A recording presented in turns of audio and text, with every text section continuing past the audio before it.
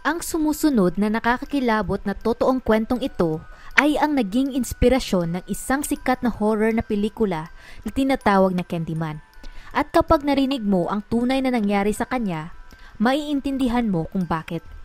Pero bago tayo magsimula, magandang araw at welcome mga kakantuhan. Salamat sa inyong patuloy na pagsuporta at pakikinig sa channel na ito at shoutout po sa inyo kung saan man kayong dako ng mundo.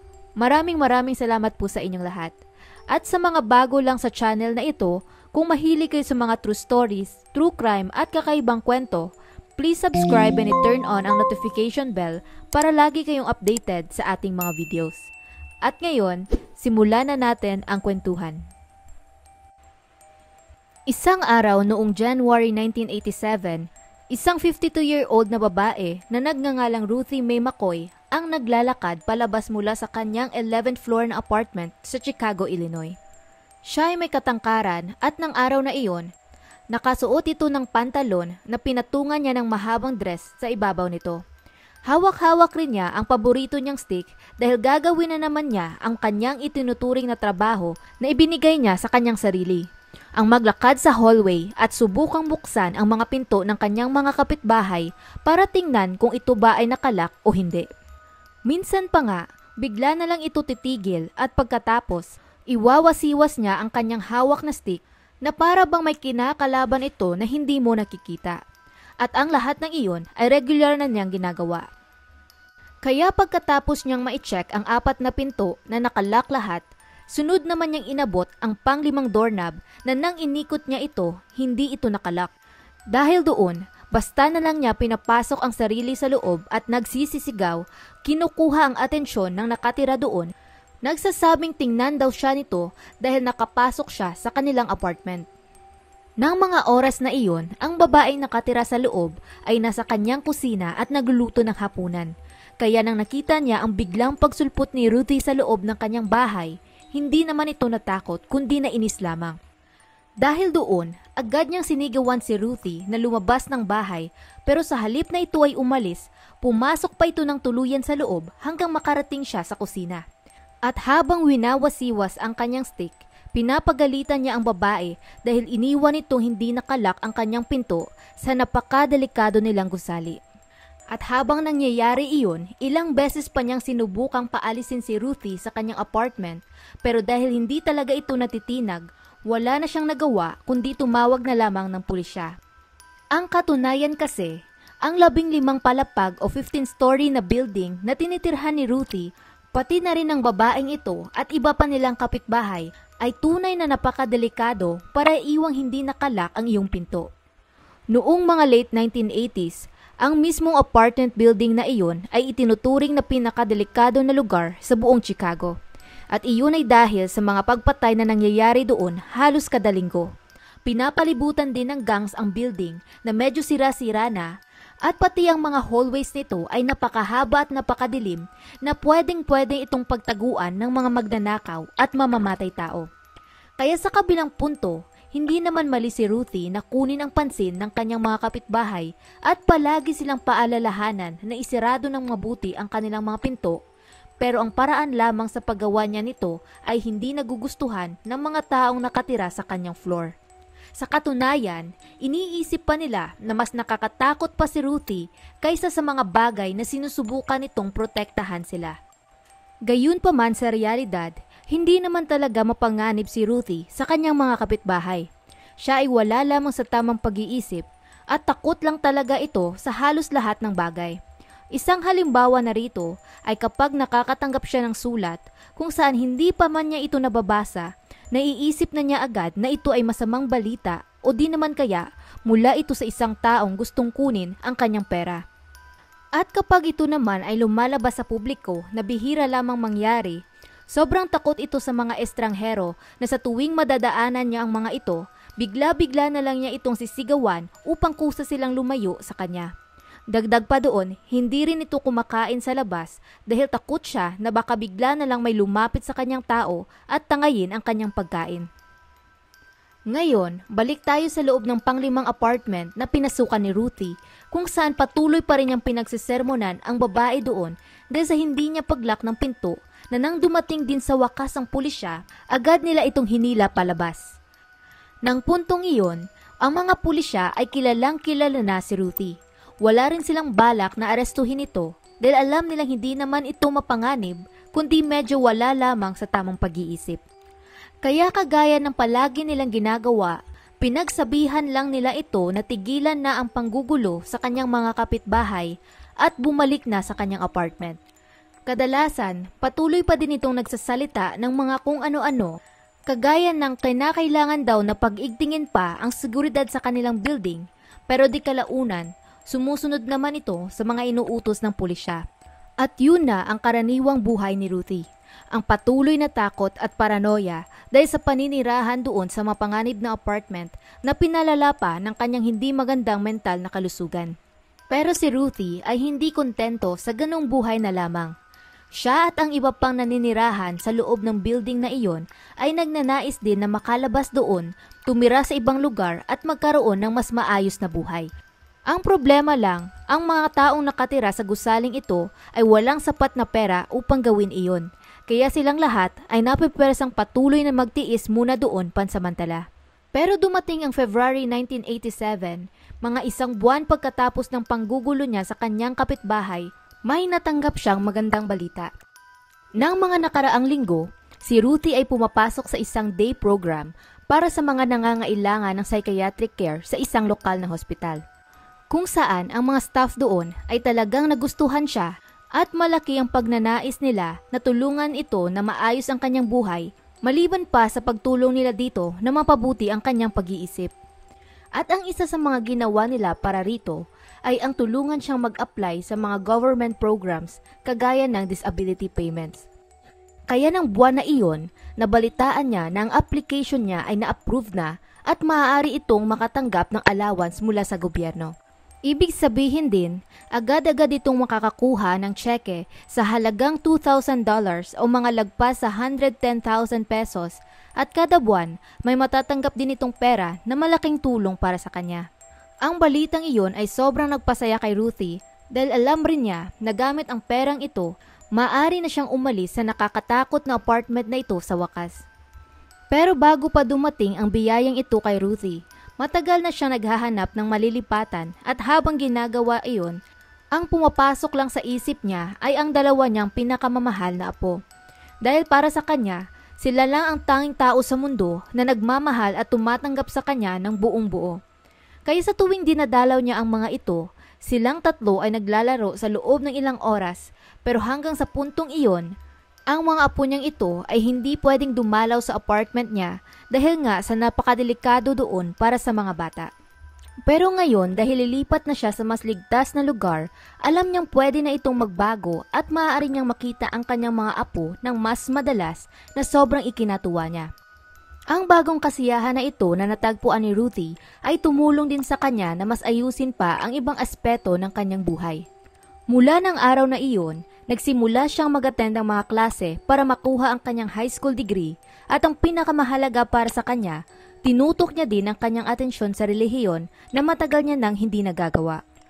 Palagi na itong nakikinig sa kung sino mang mahanap niyang mga pastor na nagtuturo sa TV at kung talagang may nagustuhan siya doon, papadalhan niya ito ng sulat upang purihin ito sa kanilang mga itinuturo. Kadalasan, humihiling rin siya mula sa kanila na basbasan siya ng mga milagro kung saan ang gusto lang naman niya na himala ay nakatuon sa kalusugan dahil nais niyang makaramdam ng lakas at magmukhang mas bata muli. At ang mga ibang mga pastor na ito na sa katunayan ay mga scammer lamang ay sumusulat din ng pabalik sa kanya at pumapayag na basbasan ito kung magpapadala muna siya ng pera sa kanila. Kaya nang nagsimulang makatanggap si Ruthie ng disability payments, kahit pa kinakailangan niya sanang ipunin iyon para makalipat ng matitirhan, tinatabi pa rin niya ang ilang pera upang ipadala sa mga pastor sa TV. Di naman tumagal, ang mga taong ito ay nagpadala din ng mga gamit kay Ruthie kagaya ng banal na kahoy di umano na dapat niyang higaan o di naman kaya ay bote ng tubig na sinasabi nilang mula sa ilog ng Jordan. Kasabay ng mga spiritual na bagay na ito ay sulat mula sa mga pastor na upang matupad ang ninanais niyang mga himala, kinakailangan niyang panatilihin ang binigay nila na malapit sa kanya palagi at syempre, gayon din ang patuloy silang padalhan ng pera.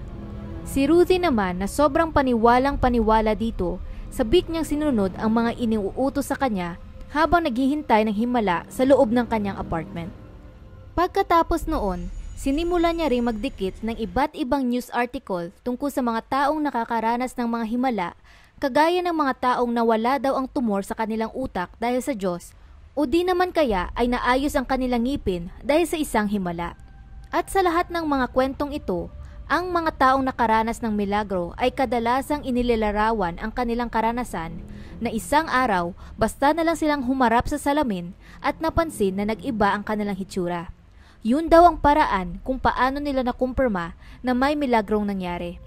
Kaya si Ruthie na naniniwala na ganoon din ang mangyayari sa kanya dahil nakikipag-ugnayan nga siya sa mga pastor sa TV, ay nagsimulang magpunta sa kanyang banyo halos araw-araw upang humarap sa salamin. Tinitingnan ang kanyang sarili at naghahanap ng mga pagbabago sa kanyang itsura. Pero dumating ang April 22, mga isang buwan ang nakalipas mula nang simula siyang nakatanggap ng disability payments. Wala pa rin siyang may nakitang senyales ng pag-iiba ng kanyang itsura, kaya naisip niya na baka hindi pa talaga nangyayari ang himala para sa kanya. Ngunit ng mga panahong iyon, may ibang nagsimulang nangyari sa tuwing humaharap siya sa salamin ng kanyang banyo. Sa bawat beses na ginagawa niya iyon, sa di kalayuan, may naririnig siyang ingay o boses na parang kinakausap siya. Nawari ba ito'y bumubulong sa kanya, kaso hindi niya lang ito maintindihan. Ngayon, gustong maniwala ni Ruthie na ang mga tunog na ito ay kaugnay sa mga himalang malapit na niyang matanggap, pero dahil siya ay natural na paranoid at matatakutin na tao, hindi niya maiwasang kilabutan sa mga boses na ito. Kaya ng hapong iyon, habang si Ruthie ay nakasakay sa bus pauwi mula sa kanyang doctor's appointment, kinuwento niya sa kanyang kaibigan na kasama niya din ang oras na iyon ang tungkol sa mga naririnig niyang parang bumubulong sa loob ng kanyang bahay. Binanggit niya rin na pakiramdam niya ang mga bulong na iyon ay nagpapahiwatig na may gustong manakit sa kanya. Ngayon, ang kaibigan niya ay matagal na siyang kilala, kaya hindi na siya naninibago sa ugaling iyon ni Ruthie. Kasi palagi namang iniisip nito na gusto siyang saktan ng mga tao at karaniwan lang din sa kanya ang makarinig ng mga boses dati pa. Kaya kahit pa sinabihan niya si Ruthie na dapat i-report niya ito, sa kaloob-looban niya, hindi naman talaga siya ganoon ka nag-aalala dahil normal na iyon na nararanasan ng kaibigan. Pero yun pala, ito ay napakalaking bagay na hindi nila dapat ipinasawalang bahala.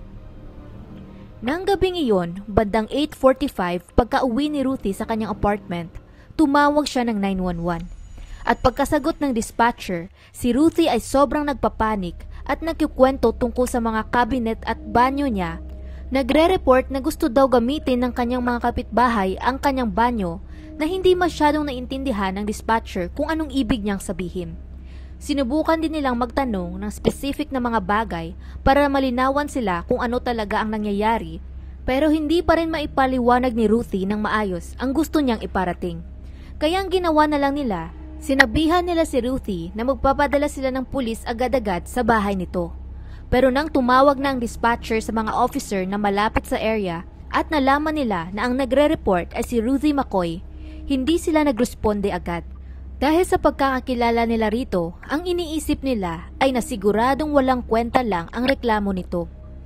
Ngayon, dumaan ang 15 minuto pagkatapos ni Ruthie tumawag ng 911, nakatanggap na naman sila muli ng tawag, pero ito ay mula sa mga kapitbahay ni Ruthie. Nagre-report na may naririnig silang malalakas na tunog at ingay mula sa apartment nito. Sa pagkakataong iyon, mabilis na pumunta ang pulisya para rumisponde sa tawag, kung saan pagkadating nila sa 11th floor, kumatok sila ng malakas sa apartment ni Ruthie. Pero dumaan ang ilang minuto, hindi pa rin sila nito pinagbuksan at napakatahimik din sa loob ng bahay. Dahil doon, nakiusap na sila sa dispatcher kung pwede ba nilang tawagan ang numero na ginamit ni Ruthie kanina sa pagtawag ng 911 na ginawa naman agad nila. At habang nasa labas ng pinto, naririnig nila ang pagring ng telepono ni Ruthie na ang ibig sabihin, siya ay nasa loob pa din ng apartment. Ang nakakapagtaka lang ay kung bakit hindi niya ito sinasagot. Nang puntong iyon, imbes na magsiyasat, kinatok na lamang ng mga officer ang mga kapitbahay ni Ruthie upang kumpirmahin kung may narinig ba talaga silang ingay mula sa loob ng bahay nito. Kung saan madami sa kanila ang sumagot na wala. At para sa mga pulis, sapat na iyon na hindi mag-imbestiga pa at umalis na lamang kahit hindi man lang nila nakita si Ruthie, nakausap ito o nakita kung ano ang nangyari sa loob. Nang sumunod na araw, napansin ng isang kaibigan ni Ruthie sa floor na iyon na hindi man lang ito lumabas sa kanyang apartment buong araw. Kaya pinuntahan niya ito at sinubukang kumatok sa bahay ng kaibigan, pero nang wala pa ring sumasagot, doon na siya tumawag ng pulisya na muli pumunta na naman sila doon sa pangalawang pagkakataon. Sinubukan din nilang kumatok sa bahay ni Ruthie, pero nang wala pa ring bumubukas ng pinto, umalis din ang mga ito agad-agad. Ngayon, ang kaibigan ni Ruthie ay naiinis na sa ginawang iyon ng mga officer dahil parang hindi nila sineseryoso ang nangyayari. Kaya tumawag na lang siya ng maintenance at nagpasama sa janitor ng building para makapasok sa apartment ng kaibigan. At nang nabuksan na nila ito, agad nilang tinawag ang pangalan ni Ruthie pero wala pa ring sumasagot, kaya doon na sila pumasok sa loob upang tingnan ang paligid. Pagkakita ng janitor sa sala, may dalawang bagay siyang agad na napansin. Una, sobrang magulo sa loob na nagkalat ang mga pamphlet at mga libro sa sahig. Pangalawa, nagtataka din siya kung bakit parang halos wala ng gamit doon, walang TV, walang sofa o kahit anuman lang na pwedeng maupuan. Nawari ba hinakot na ang mga gamit sa apartment na iyon pero hindi nga lang ito natapos. Nang puntong iyon, nagkakaroon na ng hindi magandang kutob ang janitor sa kanyang mga nakikita pero kumuha pa rin siya ng lakas na magpatuloy sa loob at tingnan ang kwarto. At sa mismong pagliko niya, natigilan ito agad dahil sa sahig ng kwarto nakita niya si Ruthie McCoy na nakahiga na walang buhay sa sarili nitong dugo. Pagka-discovery nila noon, agad silang nag-report sa pulisya kung saan mabilis naman silang nakarating sa apartment ni Ruthie at nagsimulang mag-imbestiga sa mga nangyari. Ang kanilang konklusyon ay malamang may napagbuksan si Ruthie na maling tao na pumasok sa kanyang apartment at pinaslang siya. Dahil kung maaalala ninyo, halos may pinapatay na tao sa gusaling iyon kada linggo na parang ito ay naging karaniwan na. Pagkalipas ng mga ilang araw, may naaresto silang 19 years old na binata na nagngangalang Edward Turner dahil nakita nilang nasa kanya ang TV ni Ruthie. Iniisip din ng mga pulisya na siguro sinubukan niyang pagnakawan si Ruthie kung saan nanlaban ito sa kanya kaya napilitan siyang patayin ito. Gayunpaman, ang akusasyon na iyon ay mariin niyang itinanggi. Pinaghihinalaan din ng mga detective na may isang tao pang involved sa krimen kaya pinagpatuloy pa nila ang pag-iimbestiga. Dumating ang buwan ng June, mga isang buwan pagkatapos ng pagkaaresto ni Edward, ang pulisya ay nagsimulang makarinig ng isang kakilakilabot na usap-usapan tungkol sa building na tinitirhan ni Ruthie. Nang simula, hindi nila ito pinansin dahil parang hindi naman ito kapani-paniwala at mukhang gawa-gawa lamang. Pero nang patuloy pa nilang itong narinig ng paulit-ulit, sa tuwing ini-interview nila ang mga taong nakatira sa loob, nagpasya na silang imbestigahan ito. Kung saan di tumagal at nang hindi nila inaasahan, natuklasan nilang ito ay totoo at may malaking bahagi ito sa nangyaring pagpaslang kay Ruthie. Ang mga sumusunod ay ang nagawa nilang konklusyon base sa mga ebidensyang kanilang nakalap. Noong gabi ng April 22, nang tumawag si Ruthie sa 911 at nagpapanik, nagrereklamo tungkol sa kanyang mga kabinet, mga kapitbahay at banyo. Ang totoong nangyari nang dumating siya sa bahay mga bandang 8:45, nakarinig siya ng malakas na parang tunog na paghampas sa loob ng kanyang banyo. At bago pa niya ito mapuntahan, bigla na lang bumukas ang pinto at doon may nakatayong matangkad na lalaki na hindi niya kilala. At ito ay basta na lang tumakbo palabas ng kanyang apartment patungo sa hallway. Sa sobrang pagkagulantang ni Ruthie, hindi na ito nakareact agad dahil alam niyang minsan nakakakita siya ng mga bagay na hindi naman totoo. Kaya naguluhan siya kung ang nangyari ba talaga ay tunay o imahinasyon niya lamang. At habang gulong-gulo sa kanyang isipan, tumawag siya ng 911 para humingi sana ng tulong. Ang problema lang, hindi niya mailarawan at maipaliwanag ng maigi ang nangyari na walang naintindihan ang dispatcher sa kanyang sinabi. Kaya habang naghihintay siya sa pagdating ng pulisya, nagdesisyon itong puntahan ang banyo kung saan nagmula ang lalaki at pagpasok niya doon, nakita niya ang salamin na palagi niyang tinitingnan ay wala na sa pwesto nito. At ang nandoon lamang ay ang madilim na butas na parang entrance sa isang madilim na tunnel. At habang nakatitig doon ng tutok na tutok, bigla na lang may lumabas na dalawang mga kamay mula sa dilim, mahigpit na kumapit sa lababo at pagkatapos may lumitaw na ulo ng isang lalaki, kung saan dahan-dahan itong hinila ang kanyang sarili palabas ng butas hanggang siya ay bumagsak sa sahig. Pagkatapos noon, tumayo ito at humarap kay Ruthie at ang mga sumunod na nangyari ay sobrang mabilis na ang tanging nagawa na lang nito ay ang sumigaw. Nang puntong iyon, nang narinig ng unang lalaki na lumabas kanina ang sigaw ni Ruthie, bumalik ito sa loob ng may nakatakip na jacket sa kanyang ulo at siya at ang lalaking lumabas sa butas ay nagsimulang sumigaw kay Ruthie na dumapa ito sa sahig. Ngunit dahil sa pagmamatigas nito, doon na nila binaril si Ruthie ng 4 na beses, pero ang 4 na tama ng balang iyon ay hindi nakapatay sa kanya agad-agad. Ang ibig sabihin, siya ay buhay na buhay pa nang ang dalawang lalaki na ito ay ninakaw ang kanyang TV, upuan at iba pang mga gamit. Gayon din, kahit noong oras na sa wakas ay dumating ang pulis at kumatok sa kanyang apartment, walang duda na ito ay buhay pa. Pero ng puntong iyon, maraming dugo na ang nawala sa kanya na hindi niya na magawang sumigaw o gumalaw man lang. At ang mga pulisya ay iniwan na lang siya ng basta-basta nang hindi man lang gumagawa ng effort na tingnan ang tunay niyang sitwasyon hanggang sa tuluyan na nga itong binawian ng buhay. Lumalabas din na ang usap-usapan na umiikot sa gusaling iyon na nakarating sa pulisya ay na pwede mo daw tanggalin ang salamin sa iyong banyo na kung saan literal kang pwedeng pumasok sa loob ng mga pader at magpaikot-ikot sa buong gusali. Pwede mo ring suntukin ang salamin ng ibang kwarto kung saan maaari kang makapasok sa apartment ng ibang tao sa ganoong paraan. Kaya nang si Ruthie ay madalas na makarinig ng mga bulong sa tuwing siya ay nakaharap sa salamin ng banyo at umaasang makakita ng isang milagro. Ang mga tunog na iyon pala ay mula sa mga magnanakaw, mamamatay tao at iba pang kriminal na paikot-ikot sa buong gusali habang dumadaan sa likod ng mga pader. Pinaghihinalaan din ng mga pulisya na malamang ang dalawang lalaking pumatay kay Ruthie ay natuklasan ang natatanggap nitong disability payments kaya napili nila itong pagnakawan. Sa huli, ang dalawang lalaking naaresto ng pulisya, ang 19-year-old na si Edward Turner na nahuli nilang may posesyon ng TV ni Ruthie at ang isa pa ay napawalang sala dahil sa sobrang dami ng taong gumagapang sa loob ng mga pader araw at gabi na wala silang paraan upang mapatunayan na ang dalawang iyon ay ang mga lalaking pumasok sa apartment ni Ruthie at ang pumatay dito. Hanggang ngayon, walang nanagot sa pagpaslang kay Ruthie McCoy at ang nangyari sa kanyang ito ay ang naging basihan ng sikat na pelikulang Candyman na pinagbibidahan ni Tony Todd. At hanggang dito na lang ang kwento natin para sa ngayon. Anong masasabi ninyo sa kasong ito? Kung nagustuhan nyo ang video na ito, please like at mag-subscribe na din kayo sa ating channel. Muli, salamat sa inyong pakikinig at hanggang sa susunod mga kakwentuhan.